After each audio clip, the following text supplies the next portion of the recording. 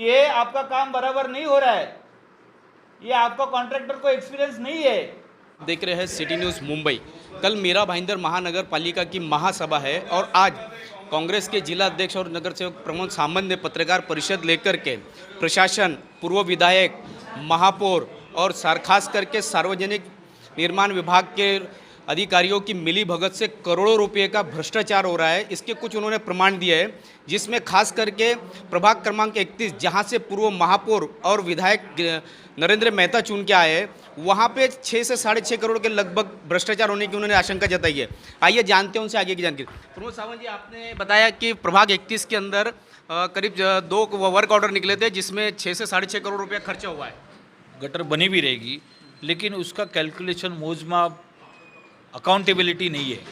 2 करोड़ 58 लाख रुपए का एक टेंडर निकला है 22/6/2017 यानी इलेक्शन के पहले। उसी तरह से दूसरा एक टेंडर निकला है 3 करोड़ 78 लाख रुपए का 2017 में।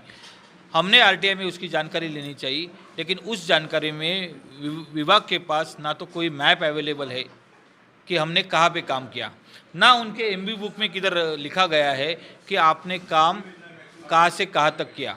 अगर आपने शांति विद्यानगरी में काम किया है तो शांति विद्यानगरी में आपने कौन से कोने से लेके कौन से पॉइंट तक, कौन से पॉइंट से लेके कौन से पॉइंट तक आपने गटर बनाया, रास्ता बनाया, इसका कोई भी उनके पास तालमेल नहीं है। इन्होंने जो एमबी बुक लिखा है उसके ऊपर जेई ने साइन किया है, एग्जीक्यूटिव ने साइन किया है, डेप्यूटी ने साइन किया है और शायद सिटी ने भी साइन किया रहेगा। मेरे को मालूम नहीं उसका साइन होता है कि नहीं होता है, लेकिन ये एक भ्रष्टाचार को बढ़ावा देने वाला कॉन्ट्रैक्ट है। प्रभाग 31 2017 में लगभग 3 किलोमीटर बाय 1.5 किलोमीटर एरिया में बसा हुआ था और उस जगह पे इस तरह से ठेका निकालने का बहुत गलत काम इन्होंने किया है। और इसके बारे में इसके पहले भी हमने बार बार टेंडर प्रक्रिया किस तरह से हो रही है, आप काम किस तरह से हो रहा है, इसके बारे में हमने कहा गया है। कल की महासभा में करीब एक 12 करोड़ का टेंडर डेकोरेटर्स के लिए लाया गया है, जिसका उन्होंने विरोध किया है। आइए जानते हैं क्या है माजरा। कल का जो एक टेंडर आ रहा है उसमें आपने विरोध किया है, जिसका प्रस्ताव लाया है। टेंडर 25 तारीख तक है उसका डेट, लेकिन 12 तारीख को मेरे ख्याल में कभी 1 तारीख को टेंडर फ्लोट हुआ है 1 जनवरी को, और 12 करोड़ रुपए का पंचवार्षिक टेंडर निकाला है। जैसे शौचालय का 3 साल का टेंडर निकाला, वैसा ये टेंडर भी 5 साल का निकाला गया है। अगर इस तरह से ही चलता रहेगा तो इन लोग को रोड का टेंडर भी 5 साल का निकलना मांगता है, स्कूल का ड्रेस का टेंडर भी 5 साल का निकलना मांगता है। सब टेंडर इनको 5 साल 10 साल का निकाल के काम कम कर सकते हैं, लेकिन इस तरह से क्यों नहीं करते? क्योंकि उसका प्रोसेस है। ये सर्वधर्म उत्सव का विषय है, आपको वार्षिक टेंडर निकलना मांगता है। आपका मोटो, आपका लक्ष्य ये होना मांगता है कि कम से कम पैसा महापालिका का उस पर खर्चा हो, ज़्यादा से ज़्यादा बिडर उस पर काम करे। सरकार के जो टैक्स के, महापालिका को टैक्स के पैसे से जो रेवेन्यू आता है उसकी बचत हो, लोगों का पैसा वेस्ट नहीं हो। लेकिन महापालिका रोज़ और एवरी डे कुछ ना कुछ इस तरह से काम कर रही है जो अनवांटेड है, जिसकी ज़रूरत नहीं है। उसी तरह से ये ठेका भी एक अनवांटेड चीज़ है। प्रमोद सावंत जी को लगता है कि महासभा में जिस तरीके से वो मुद्दे उठाए हैं और उन मुद्दों पर स्थानिक स्वराज संस्था भाजपा की महापौर शायद न्याय नहीं देगी, इसीलिए वो आज प्रेस के पास में आए। क्या कहेंगे आप? ऐसा क्यों लगता है आपको कि आपकी बात मानी नहीं जाएगी और आपको प्रेस के सामने आना पड़ेगा? सत्ताधारी और प्रशासन मिलके सब काम कर रहे हैं। 2014 से शहर में भ्रष्टाचार बहुत चरम सीमा पे है। मैंने 2-4 उदाहरण अभी आपको दिया, कंक्रीट रास्ते का भी उदाहरण दिया।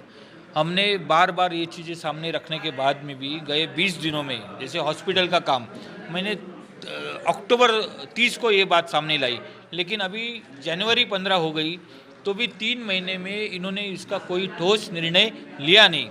और हमको ऐसा लग रहा है कि आने वाली महासभा में, कल की महासभा में जो ऑनलाइन होती है, उस ऑनलाइन महासभा में इन लोग जो बात इनको नहीं सुननी है, जिस पे इनको कोई डिस्कशन नहीं करना है, वो चीज़ को उन लोग म्यूट कर देते, वो सदस्य का बात इन लोग दबा देते, उसका माइक म्यूट कर देते।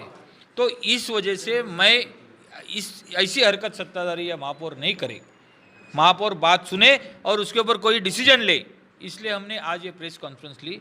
और ये प्रेस कॉन्फ्रेंस के बाद मेरे को ऐसा लगता है उनको कोई ना कोई डिसीजन लेना पड़ेगा, इसके ऊपर कार्रवाई करनी पड़ेगी। और ये जो सब भ्रष्टाचार को जो जिम्मेदार एग्जीक्यूटिव इंजीनियर दीपक खाम्बित है या फिर बारकुंड साहब है, उनको इसका जवाब देना पड़ेगा। मैं चाहता हूँ कि पटल पे खड़े रह के इस चीज़ का जवाब दे कि आपने इस तरह से क्यों किया। अगर कंसल्टेंट बोलता है आज कि कुछ करेक्शन है, कुछ गलतियां है, कुछ चूक हो गई है, तो पहले क्यों नहीं बताया। कंसल्टेंट्स भी इस कांड में शामिल है। इसका उदाहरण उन्होंने इंदिरा गांधी हॉस्पिटल का देते हुए बताया। क्या है इंदिरा गांधी हॉस्पिटल में, बात जानते हैं उनसे। इंदिरा गांधी हॉस्पिटल में 5 करोड़ 53 लाख रुपए का काम चल रहा है 2 फ्लोर बढ़ाने का। हमने उस पर विजिट की 30 अक्टूबर को जूनियर इंजीनियर सचिन पाटिल के साथ में उनका सुपरवाइज़र, ठेकेदार, उनको सब बातें हमने दिखा दी कि आपके बीम में हंच है, आपका कॉलम बराबर नहीं है, आपका कॉलम में करेक्शन है, दीवारें सही नहीं है, जो भी स्लैब सज्जे भरे उसमें हंच यानी उसमें नीचे झुके हुए हैं, आपका शटरिंग का सामान बराबर नहीं है, स्लैब पूरा होने के पहले, क्यूरिंग होने के पहले आप शटरिंग निकाल रहे हैं। ये सब बातें सामने रखी, लेकिन हर बार उनका ऐसा कहना था कि नहीं काम बराबर हो रहा है, कंसल्टेंट रिपोर्ट देने वाला है, कंसल्टेंट का रिपोर्ट आएगा तो हम बता देंगे। उन्होंने खड़े कॉलम को यानी स्लैब भरने के बाद जो नीचे का कॉलम है उसको 180 जगह पे पंक्चर करके उन्होंने सज्जा भरा है। यानी ये चूक आइदर कंसल्टेंट की है या डिज़ाइनर की है या फिर कॉन्ट्रैक्टर की है।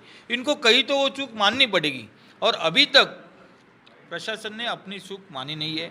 इसलिए मेरे को ऐसा लग रहा है कि इसमें कोई ना कोई भ्रष्टाचार है। कंसल्टेंट, डिज़ाइनर और कॉन्ट्रैक्टर प्रशासन के साथ मिले हुए हैं और अगर कल महापौर इसके ऊपर कोई कार्रवाई नहीं करती तो डेफिनेटली इसमें सत्ताधारी पूरे तरह से मिले हुए हैं। राज्य सरकार ने शादियों में 100 लोगों की मंजूरी दी है और मीरा भाईंदर में महानगर पालिका में मात्र 95 नगर सेवक है। उसके बावजूद भी ऑनलाइन महासभा होने वाली है। क्या कहेंगे आप?